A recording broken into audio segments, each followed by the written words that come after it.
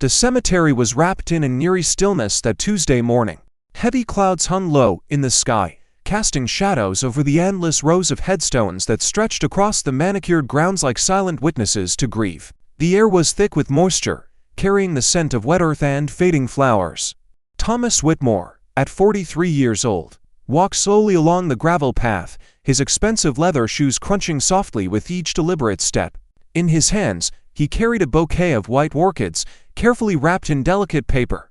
They had been Elizabeth's favorite flowers, the ones she always insisted on having in their home, filling every room with their subtle fragrance and elegant beauty. He stopped in front of a polished granite headstone, its surface still gleaming despite the months that had passed. The engraving was simple but profound. Elizabeth and Whitmore, 1986 to 2024. Beloved wife, cherished soul, forever in our hearts. Thomas knelt down slowly, feeling the dampness of the grass seep through his tailored charcoal suit, but he didn't care about the stain that would inevitably form. Nothing seemed to matter anymore. Not his appearance, not his billion-dollar empire, not the respect he commanded in boardrooms across the country. All of that felt hollow and meaningless without her. His hands trembled as he carefully arranged the orchids in the bronze vase mounted on the headstone. 7 months today, Thomas whispered, his voice cracking with emotion that he'd tried so hard to contain. 7 months and it still feels like yesterday. I still reach for you in the middle of the night. I still turn to tell you something funny that happened, and then I remember you're not there anymore. He touched the photograph embedded in the stone, a picture of Elizabeth laughing, her green eyes sparkling with that mischievous joy she always carried. Her auburn hair was caught mid-motion, flowing in some forgotten breeze from a happier time. A tear rolled down Thomas's weathered cheek, cutting a path through the mask of composure he wore for the world. If I could give everything away, every single dollar, every property, every investment, just to have you back for one more day, I'd do it without hesitation. All of this success, all of this wealth, it means absolutely nothing when I come home to an empty house. His voice broke completely as he pressed his forehead against the cold stone, his shoulders shaking with suppressed sobs. The pain was as fresh as the day the police officer knocked on his door, the day his entire world shattered into pieces that could never be put back together the same way. The silence that followed was profound, broken only by the distant sound of traffic from the main road and the occasional rustle of leaves in the towering oak trees that lined the cemetery grounds. Thomas closed his eyes tightly, trying to find some semblance of peace in this ritual he performed every week, trying to feel close to her one more time. The grief therapist had told him that eventually the pain would lessen, that time would heal the wounds, but 7 months later, the wound felt just as raw and bleeding as it had on day one.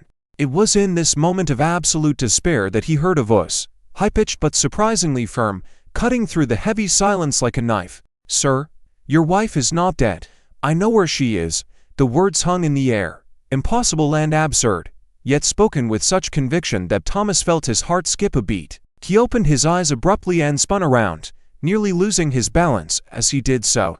Standing about 10 feet behind him was a young girl, no more than 9 years old by the look of her, though her eyes seemed to carry the weight of far more years than that. She was painfully thin, her clothes hanging loosely on her small frame like they belonged to someone much larger.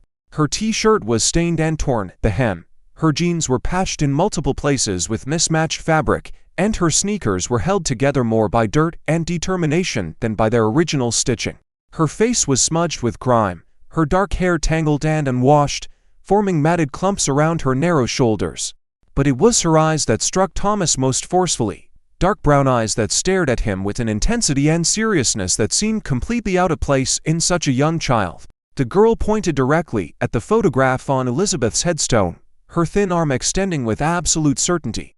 "Buy me breakfast, and I'll take you to her," she said without any hesitation, without any doubt flickering across her features. There was no con artist's smile, no manipulation in her voice, just a straightforward statement delivered with the confidence of someone speaking an indisputable truth. Thomas felt multiple emotions crash over him simultaneously.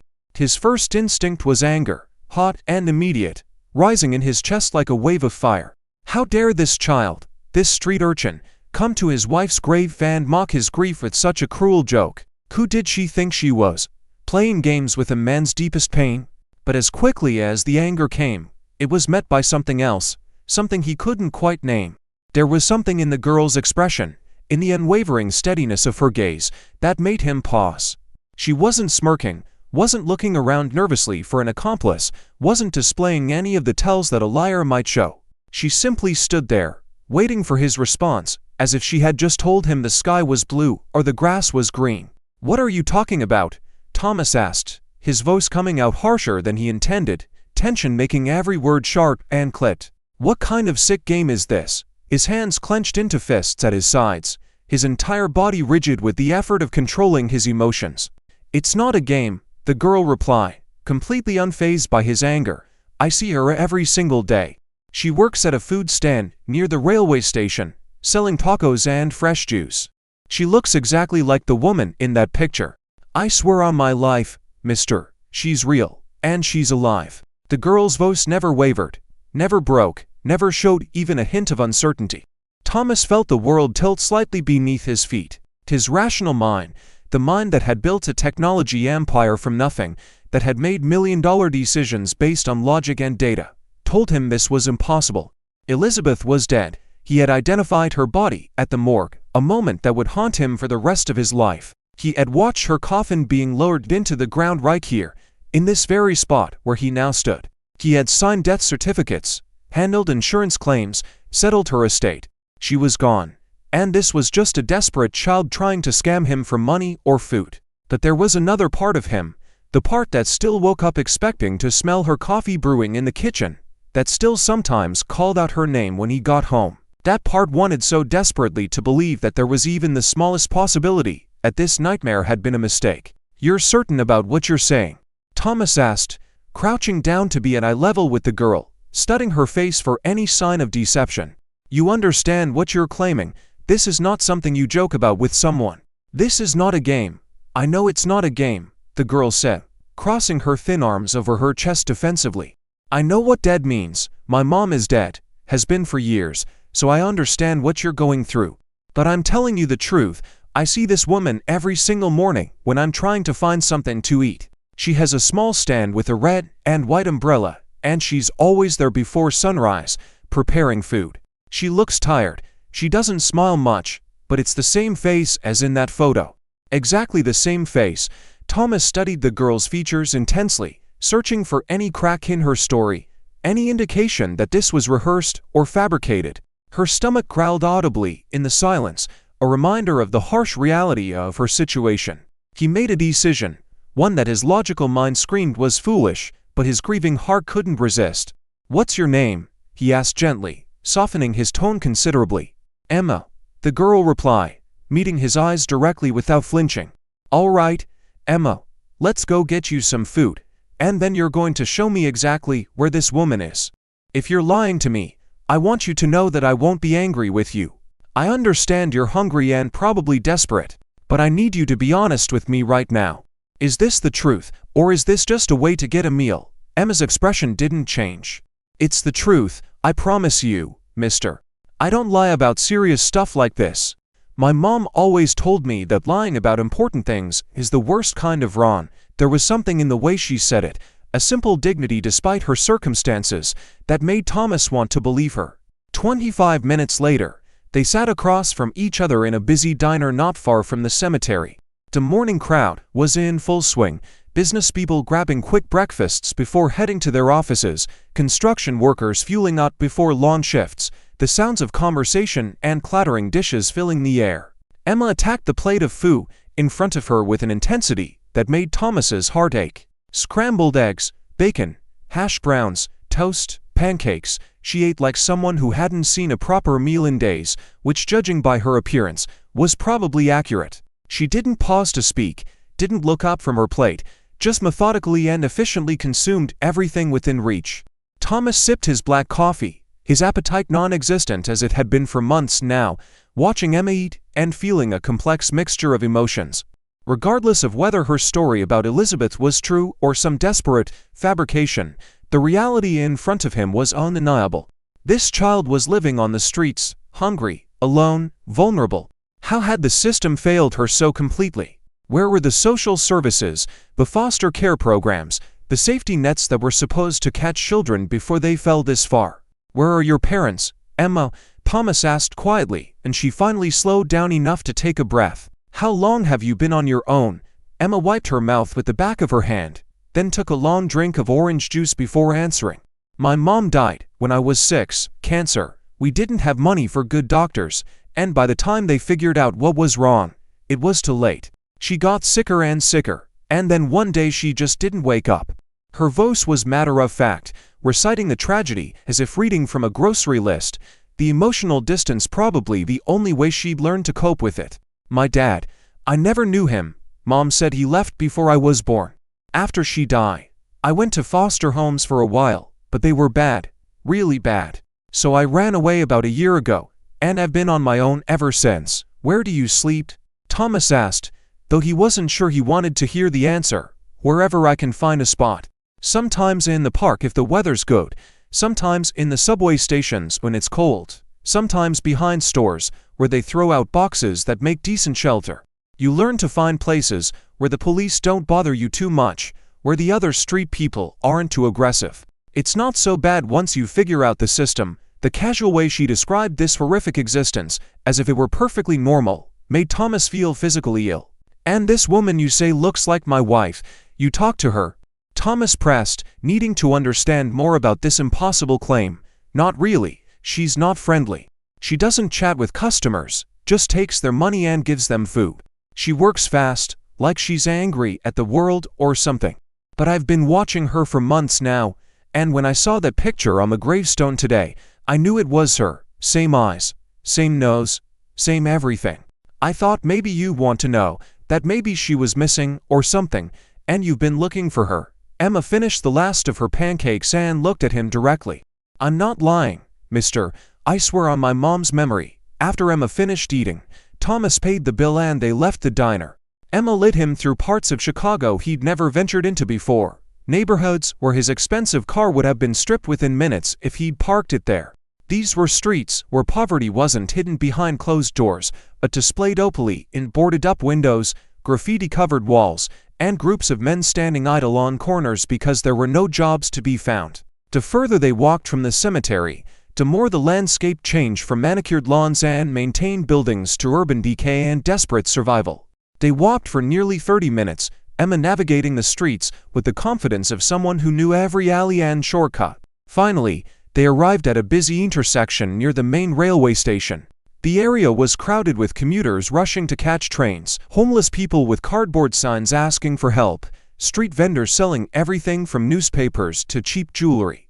And there, on the corner, was exactly what Emma had described: a small food stand with a faded red and white umbrella, a beat-up metal cart with a flat grill, and behind it, a woman cooking.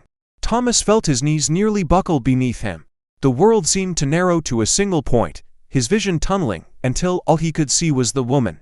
She was slightly shorter than Elizabeth had been, maybe an inch or two, and there was a hardness to her features that Elizabeth had never possessed. Her dark hair was pulled back in a simple ponytail, revealing a face that was weathered and tired, with lines around her eyes and mouth that spoke of years of struggle.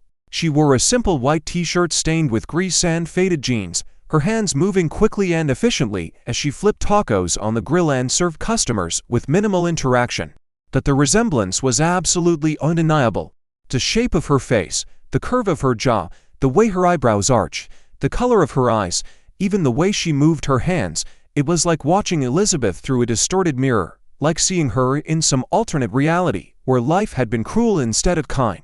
Thomas felt his heart hammering in his chest so hard he thought it might burst through his ribs. His hands were shaking, his breathing becoming shallow and rapid. "Oh my God," he whispered, the words barely audible even to himself. His mind was racing, trying to make sense of what he was seeing, trying to reconcile the impossible with the evidence of his own eyes. The woman looked up from her grill and her eyes met Thomas's across the crowded sidewalk. For a long moment, they simply stared at each other, recognition flickering in her expression, though of what exactly, Thomas couldn't tell. She clearly noticed this well-dressed man standing frozen, staring at her with an intensity that was probably alarming. Her expression shifted from neutral to suspicious, her body language becoming defensive. "You gonna order something, or you gonna just stand there staring like a creep?" she called out, her voice rough and edged with hostility. Her accent was different from Elizabeth's too, harsher, more street-inflected, the vowels clipped and the consonants hard. Thomas forced his legs to move, walking slowly toward the stand, feeling like he was moving through water, every step requiring enormous effort. Emma stayed back, watching with curious eyes, having fulfilled her part of the bargain.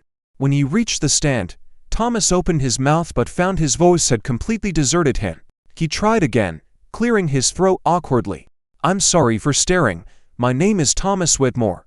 I know this is going to sound absolutely insane, but I need to talk to you. It's important. It's about your family, about your past." The words tumbled out clumsily, sounding ridiculous even to his own ears. The woman's expression hardened further, her hand stilling on the spatula she'd been holding. "I don't have a family, and I don't have time for whatever sales pitch or religious message you're about to give me. So unless you're buying food, move along, there are people waiting." She gestured to the line of customers behind him, several of whom were already looking impatient. "Please," Thomas insisted, pulling out his wallet and extracting several $100 bills, setting them on the counter. "I'll pay you for your time. Just 5 minutes, that's all I'm asking. 5 minutes of conversation, and I'll explain everything." He could hear the desperation in his own voice, and he didn't care. "Before you find out what happens next in this incredible story, I want to ask you something. If you were Thomas right now, standing in front of someone who looks exactly like your lost loved one, what would you say to convince them to listen? Drop your answer in the comments below because I genuinely want to know what you do in this situation. And if you're enjoying this story and want to see how it ends, hit that subscribe button right now. This channel is all about powerful, emotional stories that make you think about life differently, and I post new content every week. Don't miss out on the next incredible tale. Now, let's get back to Thomas and find out if this mysterious woman will agree to talk to him. The woman looked at the money, then back at Thomas, suspicion and curiosity warring in her expression. Finally, after what felt like an eternity, she called out to a teenager working at a nearby stand, asking him to watch her cart for a few minutes. She wiped her hands on a stained towel, came around the front of the stand, and gestured to a bus stop bench a few feet away. They sat down, the noise of the street creating a strange kind of privacy despite being surrounded by dozens of people. "You've got 5 minutes, she said, crossing her arms over her chest defensively. "Start talking, and this better not be some weird scam." Thomas pulled out his phone with trembling hands, opening his photo gallery. He handed it to her, showing her pictures of Elizabeth. Wedding photos, vacation pictures, candid shots from their daily life together. The woman took the phone reluctantly, her eyes scanning the images, and Thomas watched as her expression changed. The hardness cracked, replaced by something Thomas couldn't quite identify. Shock, recognition, fear. Her hands began to shake, and she nearly dropped the phone. "Who is this?" she whispered, her voice no longer hostile but filled with an emotion that made it quiver. "Why does she look exactly like me? What kind of sick joke is this?" Her name was Elizabeth Whitmore. She was my wife. She died 7 months ago, in a car accident. Thomas's own voice was thick with emotion. "And you look exactly like her. Not similar, not close, but identical. I need to know who you are, where you came from."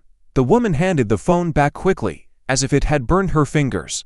"My name is Sarah Mitchell. I don't know anything about any Elizabeth. I grew up in foster care, never knew my real parents. I've been on my own since I was 16, working every dead-end job you can imagine just to survive. I don't have sisters, I don't have brothers, I don't have anybody. So I don't know what you think this is, but you've got the wrong person." "What if you're wrong?" Thomas pressed gently. "What if you do have a sister, or had one, and you just never knew about it? Would you be willing to find out? Would you be willing to take a DNA test to know for sure?" Sarah stood up abruptly, shaking her head. "I need to get back to work. I can't afford to lose customers. Whatever you think you've discovered, it doesn't involve me. I'm sorry about your wife, truly I am, but this is crazy." She started to walk away, but Thomas stood as well, calling after her. "Please, Sarah, just one test, one simple DNA test.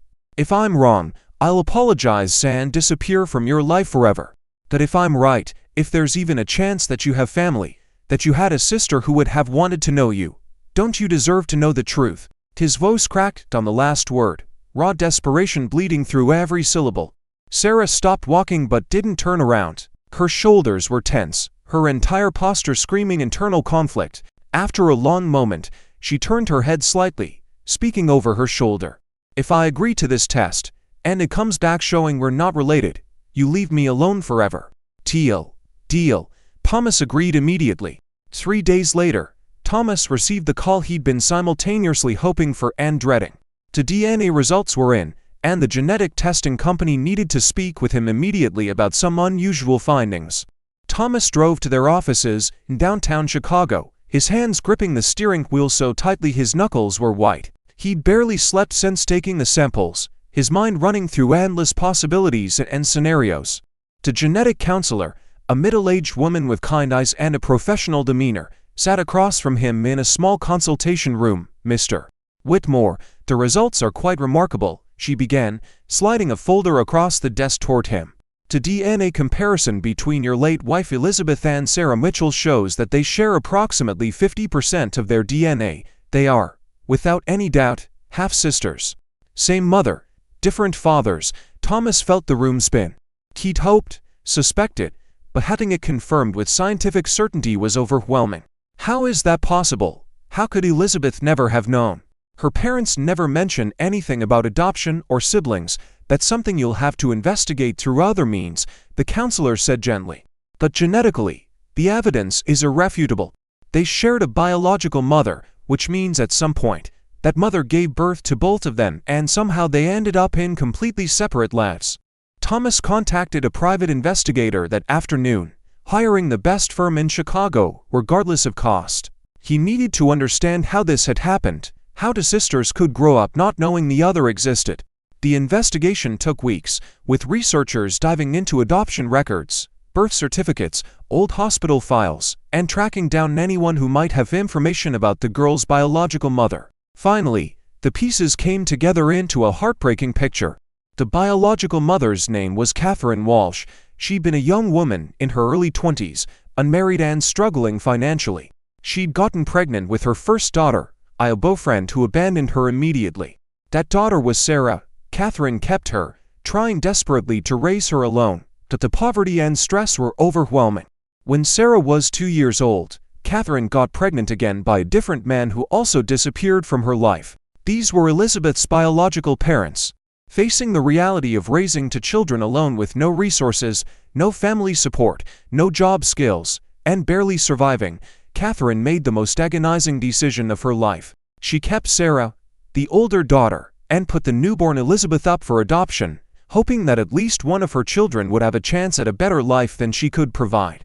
Elizabeth was adopted within weeks by the Whitmore family, who gave her every advantage, every opportunity, every bit of love and security that money and devotion could provide. Catherine continued struggling with Sarah for 3 more years before her life spiraled completely out of control. Addiction took hold, her ability to care for Sarah deteriorated, and eventually, when Sarah was 5, Child Services removed her and placed her in foster care. Catherine died 2 years later from an overdose, alone and broken, taking all her secrets with her. Sarah bounced through the foster system for years, never finding a permanent home, never being adopted, eventually running away as a teenager to survive on her own. 2 sisters, from the same mother, living completely opposite lives, separated by decisions made out of desperation and heartbreak. When Thomas showed Sarah the investigation report, sitting once again on that same bus stop bench, he watched as she read through the documents with tears streaming down her face.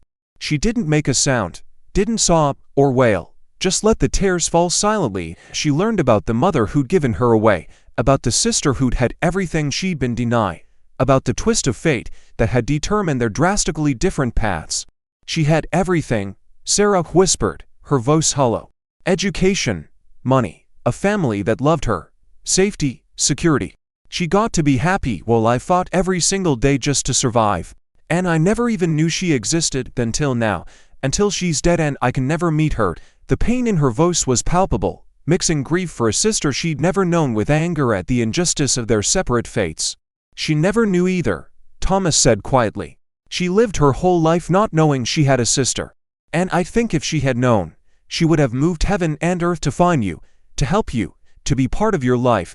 That was the kind of person Elizabeth was.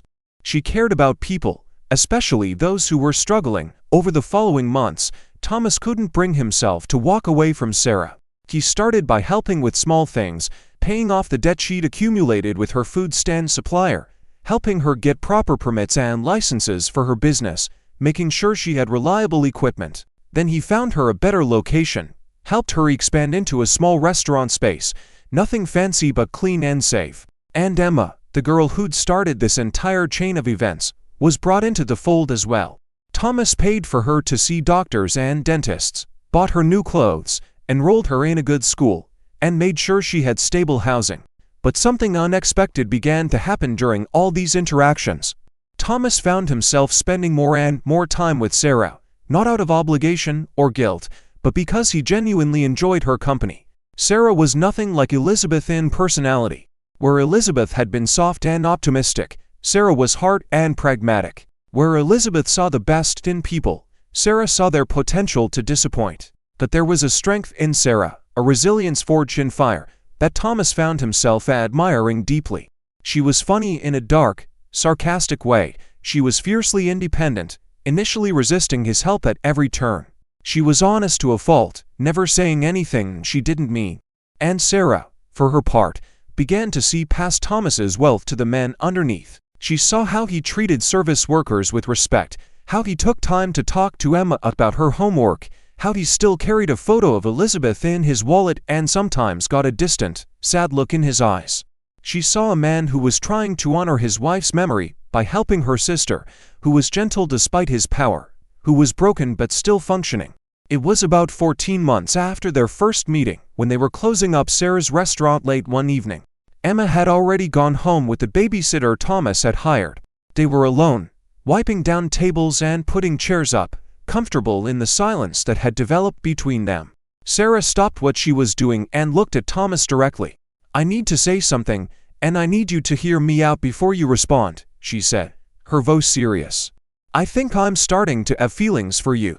Real feelings, not gratitude, not some weird twisted thing because you look at me and see her, but actual feelings for you, Thomas Whitmore, as a person, and I feel horrible about it. I feel like I'm disrespecting my sister, this woman I never got to meet, like I'm trying to steal her life or take her place.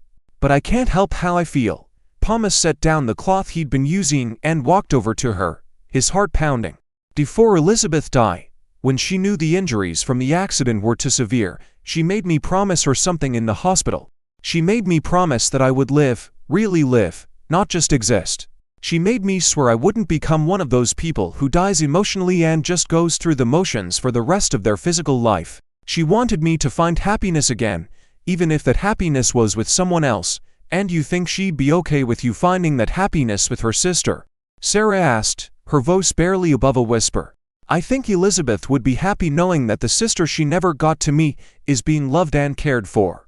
I think she'd be happy knowing that I'm helping you have the life you deserved all along. And I think she'd understand that sometimes the heart finds connection in unexpected places, and that's not betrayal, that's being human." Thomas reached out and gently took Sarah's hand. "I have feelings for you too, Sarah. Not because you remind me of Elizabeth, but because you're strong and real and honest. Because you make me laugh with your terrible jokes. Because you survived things that would have destroyed most people and came out the other side still able to care about others. I see you, Sarah Mitchell, not Elizabeth's shadow, you." Their relationship developed slowly, carefully, both of them acutely aware of the complexity of the situation. When the news eventually leaked to the media, as Thomas had known it eventually would, the response was brutal. Headlines screamed about the billionaire who replaced his dead wife with her long-lost sister. Social media exploded with accusations that Sarah was a gold digger, that she was using her resemblance to Elizabeth to manipulate a grieving man. Thomas's business partners expressed concern about the optics. Elizabeth's adoptive parents, who had raised her with love, felt betrayed and cut off all contact with Thomas. They accused him of dishonoring their daughter's memory, of turning her death into some twisted soap opera. The tabloids were relentless, publishing photos with cruel headlines, digging into Sarah's past and exposing every difficult moment, every mistake, every hardship as if they were character flaws rather than evidence of survival. They found old foster parents who claimed Sarah had been a difficult child, conveniently leaving out the abuse and neglect that had made her that way. They questioned whether the DNA test was real, whether this was all an elaborate con. It was Emma, now 11 years old and thriving in school, who finally said what needed to be said. She'd been watching the news coverage one evening at Thomas's penthouse, seeing him and Sarah both looking exhausted and defeated by the constant attacks. Emma turned off the television, walked over to where they sat, and planted herself in front of them with her hands on her hips. "Why do you care what mean people think?" she demanded, her young voice filled with righteous anger. "Those people don't know you. They don't know what you've been through. They don't know that you saved me when I was hungry and alone. They don't know that Miss Sarah works harder than anyone I've ever seen. They don't know that Mr. Thomas still cries sometimes when he thinks no one's looking. They're just jealous, angry people who want to hurt others because their own lives are empty.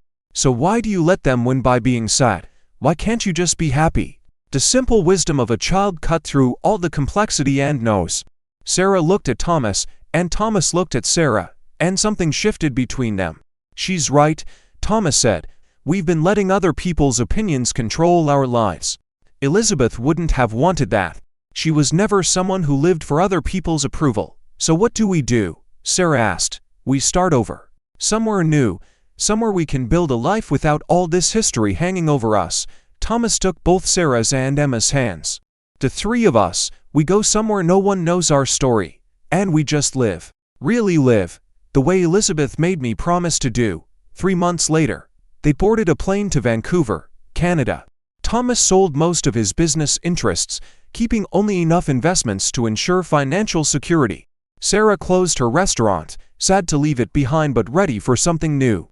Emma packed her belongings, excited about the adventure.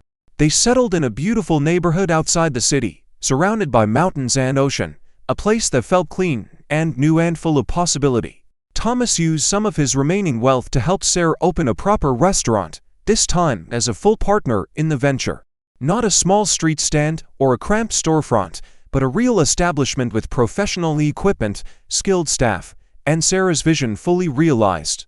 The restaurant combined comfort food with innovative techniques, reflecting Sarah's journey from street vendor to culinary entrepreneur. Emma enrolled in an excellent school, where she quickly made friends and discovered a love for science and mathematics. They built a life that honored Elizabeth's memory without being imprisoned by it. Thomas kept a photo of Elizabeth in his study, sometimes talking to it when he missed her most.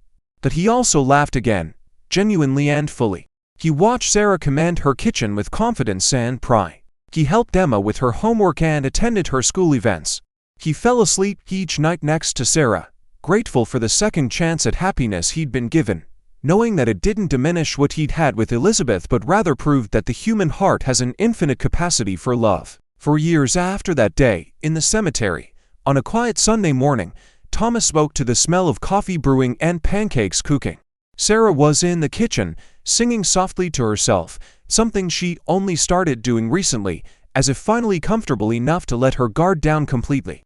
Emma, now 15 and already talking about universities and medical school, was at the kitchen table working on a science project, her brow furrowed in concentration. Thomas leaned against the doorway, watching them, feeling a wave of contentment wash over him. Sarah turned and caught him staring, a smile spreading across her face. "Are you going to stand there being creepy, or are you going to come have breakfast?" she teased. "Just appreciating the moment," Thomas replied, walking over and kissing her softly. "Just being grateful." "Gross, can you two not be romantic before I've had coffee?" Emma said, but she was smiling. "Some of us are trying to figure out molecular structures here." They sat together, this unconventional family formed by tragedy and chance, eating breakfast and discussing the day ahead. After they'd finished and Emma had gone upstairs to get ready to hang out with friends, Sarah and Thomas sat together on their back deck, looking out at the mountains in the distance. "Do you ever regret it?" Sarah asked quietly. "Leaving everything behind, dealing with all the judgment, choosing this life?" Thomas took her hand, intertwining their fingers. "Not for a single second. Elizabeth taught me what love was, what partnership could be. She gave me the best years of my life. But she also taught me, right at the end, that love doesn't mean stopping.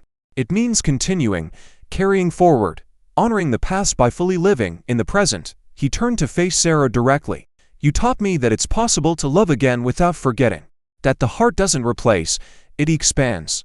I love you for exactly who you are, for everything you've overcome, for the strength and courage you show every single day. And I think Elizabeth, wherever she is happy that her sister finally got to know what it means to be loved and safe. Sarah leaned her head on his shoulder, tears sliding down her cheeks, but they were tears of happiness rather than pain. I spent so many years angry at the world, angry at my mother for the choices she made, angry at the unfairness of it all. But if none of that had happened, I wouldn't be here now. I wouldn't have found you and Emma. I wouldn't have found my family. That evening, Thomas lit a candle in front of Elizabeth's photo in his study, a ritual he still performed every week. He touched the frame gently, looking into the eyes of the woman who'd changed his life. "Thank you," he whispered to the image. "Thank you for making me promise to live. Thank you for loving me enough to want me to be happy even after you were gone. I found your sister, Elizabeth. I found Sarah, and she's amazing. She's strong and brave, and she's finally getting to experience the life she should have had from the beginning. We're taking care of each other, all three of us. Emma is thriving, Sarah is happy, and I'm learning to be whole again. I hope, wherever you are, you can see this and know that your love didn't end with you. It multiplied, it grew, it created something beautiful out of something broken." A breeze came through the open window, making the candle flame dance, and Thomas smiled. Maybe it was just wind, or maybe it was Elizabeth's way of saying she approved, that she was at peace with how things had turned out. Some secrets, when they're revealed, destroy everything they touch. But this secret, this impossible twist of fate that brought a grieving widower to a cemetery where a hungry child would reveal the existence of a sister no one knew existed, this secret had saved 3 lives and created a family where there had been only loneliness and pain. Thomas closed his study door and walked back to the living room where Sarah and Emma were arguing good-naturedly about what movie to watch, their voices filling the house with life and warmth. He settled onto the couch between them, pulling them both close, and in that moment, he understood that grief and joy could coexist, that honoring the past and embracing the future weren't contradictory acts, but complementary ones. Elizabeth would always be part of his story, the woman who taught him how to love. But Sarah was part of his story too, the woman who taught him how to love again. And together, they'd created something neither could have anticipated but both desperately needed. The cemetery where this all began was thousands of miles away now, but Thomas knew that one day, when the time was right, he'd take Sarah and Emma there. He'd introduce Sarah to the sister she never got to meet, let her say the words she'd never had the chance to say. He'd tell Elizabeth about the life her sister was building, about the restaurant that was thriving, about the girl they'd rescued together who was going to change the world someday. He'd thank her again for setting him free to live fully, for loving him enough to let him go. But that day wasn't today. Today was for living, for laughing at Emma's jokes, for holding Sarah's hand during the movie, for being present in the moment rather than trapped in the past. Today was for honoring Elizabeth's final wish by doing exactly what she'd asked, living with an open heart, loving without fear, and finding joy in the unexpected places life sometimes leads us. As the movie started and Sarah snuggled closer to him, Emma's feet propped up on the coffee table despite the rules against it, Thomas felt a profound sense of peace settle over him. This was family, not the one he'd planned for or expected, but the one that fate and circumstance and impossible coincidence had given him. And it was enough. It was more than enough. It was everything. I hope this story touched your heart the way it touched mine while writing it. If you enjoyed this journey of loss, discovery, and second chances, please take a moment to subscribe to this channel. We share stories like this one every week, stories that remind us of the resilience of the human spirit, the power of love in all its forms, and the unexpected ways life can surprise us. Hit that notification bell so you never miss a new story. And I'd love to hear from you in the comments. Have you ever experienced a coincidence that changed your life? Have you found love or family in unexpected places? Share your stories with this community, because everyone here understands that life is complicated, beautiful, messy, and miraculous all at once. Thank you for being here, for listening, for caring about these characters and their journey. Your support means everything, and I can't wait to share the next story with you. Until then, remember that sometimes the most beautiful chapters in our lives are the ones we never saw coming.